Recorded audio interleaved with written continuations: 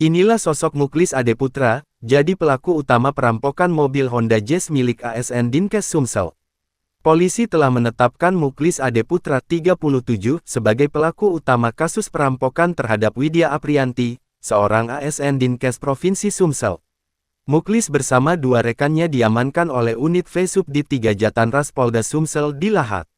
Di Reskrimum Polda Sumsel Kombes Pol M. Anwar Reksowijojo mengatakan, dari 3 orang pria yang diamankan, baru 1 pelaku yang ditetapkan sebagai tersangka. Pelakunya?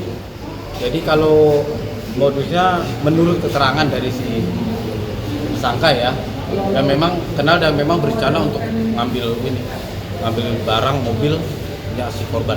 Ada. Kita sudah dapat pelaku utamanya ya dengan sajamnya. Ya alhamdulillah segera kita. Tersangkanya 1 bang ya?